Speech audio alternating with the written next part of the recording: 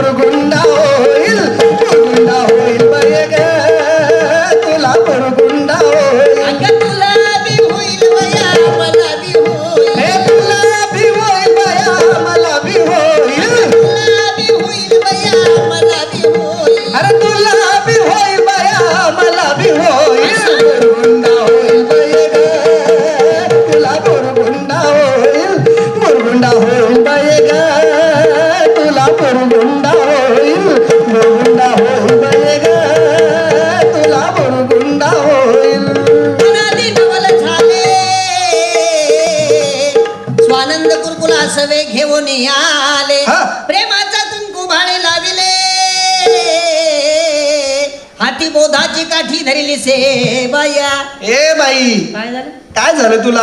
काय झालं? काय बोलते तू? काय बोलते आ, म्हणजे? कुंकू लावायचं बोलते तू? म्हणजे कुंकू लावायचं बोलते म्हणजे काय वाईट बोलते का? अरे आत्ताच्या बायका हा. कुंकू नाही लावत. मग काय लावते?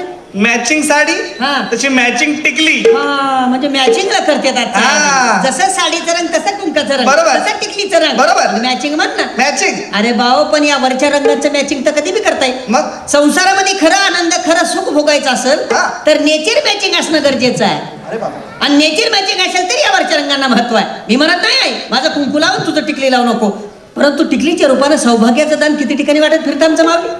सकाळी उठलं हा. बाथरूम मध्ये गेलं हा. बाथरूमची भिंत सौभाग्यवती भव. सौभाग्यवती भव बाहेर आलं हा. आरशा पुढे बसलं आरसा सौभाग्यवती भव. सौभाग्यवती भव. मी म्हणत नाही आई माझं कुंकू लाव, परंतु कुंकू लावण्याच्या पाठीमागं काहीतरी शास्त्रीय कारण. असं का? कुठं लावलं जात आहे कुंकू? कुंकू कपाळ. अरे कपाळावरच लावलं जात हा. आहे, परंतु आग्नेय आणि ब्रह्मरंध्राच्या मधोमध्य पिट्युटरी ग्लँड आहे हा. ज्याच्यावरती कुंकू लावल्यामुळे आमच्या महिलेचं मानसिक संतुलन कायम राहते. बरोबर. कारण महिलेचा मेंदू अतिशय संवेदनाक्षम असते आणि महिला मेंदूच्या संवेदना कायम राखण्याचं रडारचं काम जे कुंकू करते. म्हणून म्हणता आई कपाळावर कुंकू लाव, कारण कुंकू हे चिंचोका आणि हळदीपासून बनलेलं असतंय. हा. एखाद्या वेळी विंचू चावला ना रे भाऊ, त्या चिंचोका उगाडून लावून बघ, विंचवाचा झर उतरवण्याची ताकद त्या चिंचोक्यात आहे. बरोबर. मग खरं सांग आई, जर विंचवाचा झर उतरवण्याची ताकद त्या चिंचोक्यात आहे तर त्याच चिंचोक्यापासून तयार झालेलं कुंकू जर तुझ्या कपाळावर लागलं तर तुझ्या डोक्यावरचं टेन्शन नाही का कमी होणार? बरोबर आहे. काय बरोबर आहे म्हणताय बघ, बरोबर आहे म्हणताय. हा. आणि तुला कुंकू लावायचं सांगितल्या बरोबर हसायला लागले.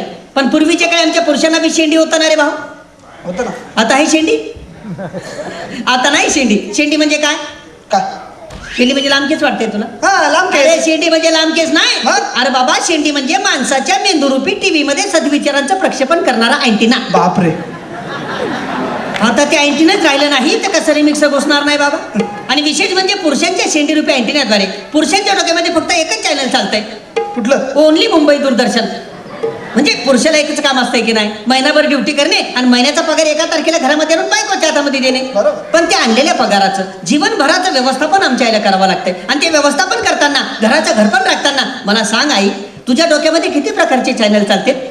लेकरांचं संगोपन आहे, मुलांचं शिक्षण आहे, मुलींचं शिक्षण आहे, सासू सासऱ्याची सेवा आहे घरामध्ये असले तर. आणि हे सगळे चॅनल तुझ्या डोक्यामध्ये व्यवस्थितरित्या प्रक्षेपित होण्यासाठी तुझ्या डोक्यावरचा हा जो केसांचा आंबाडा आहे ना ताई, हा डिश अँटिना. आता मला सांग, या डिश अँटिनाच्या काड्या जर ब्युटी पार्लर मध्ये जाऊन तू कमी केल्या तर तुझ्या मेंदूरूपी टीव्हीच्या पडद्यावर मुंग्या नाही काय ना? तुला बुरगुंडा होईल बाई ग तुला बुरगुंडा होईल बाई ग तुला बुरगुंडा होईल. तुला बी होईल बाया मला बी होईल. तुला बी होईल बाया मला बी होईल. बुरगुंडा होईल बाई ग तुला बुरगुंडा होईल बाई